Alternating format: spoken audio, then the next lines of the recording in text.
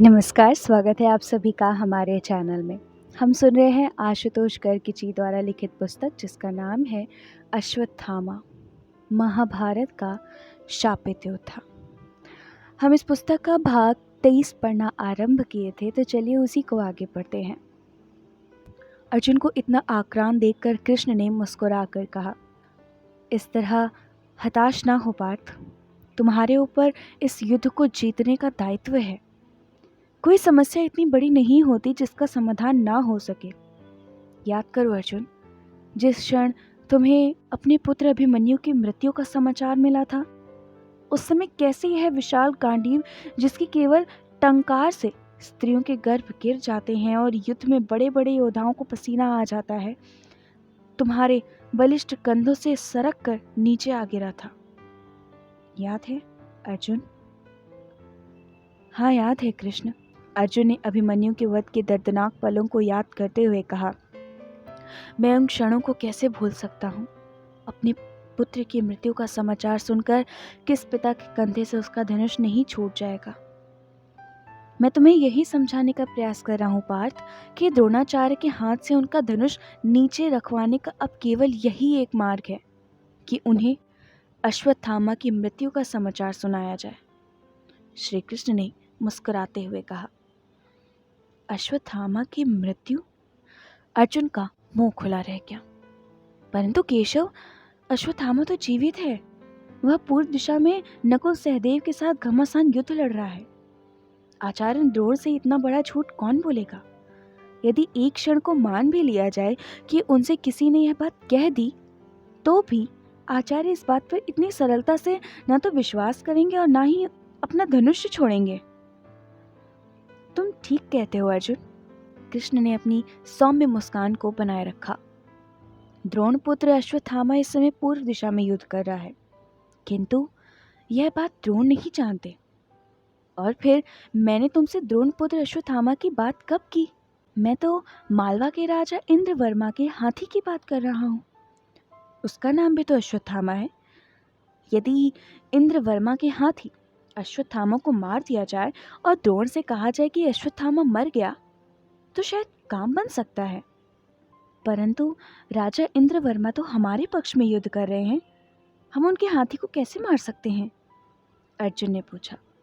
तुम्हें इंद्रवर्मा के हाथी की चिंता अधिक है या द्रोण की? श्री कृष्ण ने तीखे स्वर में सीधा प्रश्न किया।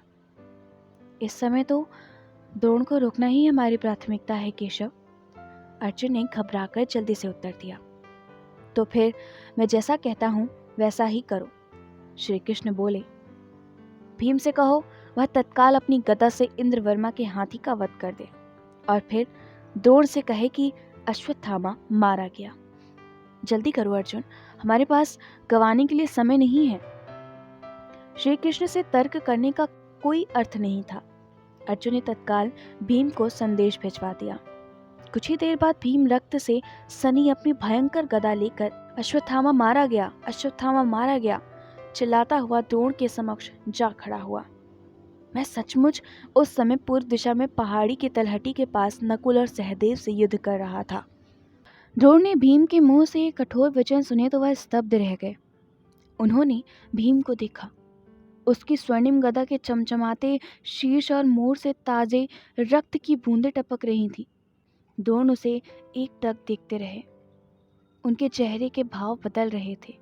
उनकी मुद्रा पहले सी आक्रामक नहीं थी। उनके क्रोध से भरे नेत्रों के अंदर किसी कोने में उदासी ने जगह बना ली थी।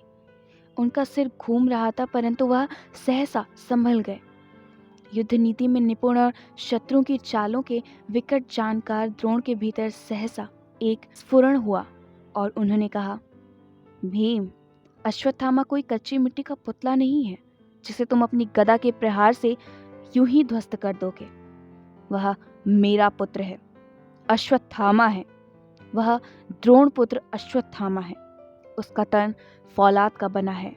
तुम्हारी भुजाओं में निसंदेह 1000 हाथियों का बल है, किंतु अश्वत्थामा को मारने के लिए तुम्हारा बल भी अपर्याप्त है। मुझे तुम्हारी बात पर लेश मात्र भी विश्वास नहीं है।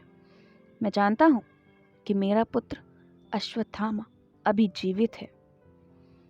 कृष्ण ने देखा कि स्थिति भीम के नियंत्रण से बाहर जा रही थी और यदि द्रोण को तुरंत अश्वत्थामा की मृत्यु पर विश्वास नहीं दिलाया गया तो वो दोबारा युद्ध करना आरंभ कर देंगे। वह मुस्कुराते हुए बोले, आचार्य द्रोण, निसंदेह अश्वत्थामा अत्यंत बलशाली और पराक्रमी था, किंतु यह सत्य है कि उसका तन भीम की गदा के प्रहारों को अधिक देर नहीं झेल सका। आप स्वयं ही बताएं कि अश्वत्थामा की मृत्यु पर आप कैसे विश्वास करेंगे? कृष्ण में यह विलक्षण गुण था कि वह अपने घोर शत्रु से बात करते हुए भी मुस्कुरा लेते थे और अपनी मधुर बातों से किसी को भी अपने वश में कर सकते थे। कृष्ण की बात सुनकर द्रोण सोच में डूब गए। एक लंबे विराम के बाद उन्होंने कृष्ण से कहा, इस पूरी पृथ्वी पर केवल युधिष्ठिर है जो तीनों लोगों का राज्य पाने के लोभ में भी कदापि झूठ नहीं बोल सकता। यदि युधिष्ठिर अश्वत्थामा की मृत्यु की पुष्टि कर दे तो मैं यह बात मान लूंगा। अर्जुन और भीम एक दूसरे को देखने लगे। उन्हें द्रोण से इस प्रकार की शर्त की अपेक्षा नहीं थी। द्रोण की बात सुनकर युधिष्ठिर को आगे आना पड़ा।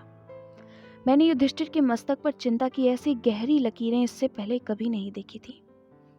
उसे समझ में नहीं आ रहा था कि वह क्या करे। वह झूठ बोल नहीं सकता था और यदि सच कह देता तो द्रोण के हाथों भीम की मृत्यु निश्चित थी। द्रोण इस उहापोह की स्थिति में अपने रथ से नीचे उतर आए। उस समय उनका ध्यान श्री कृष्ण की ओर नहीं था।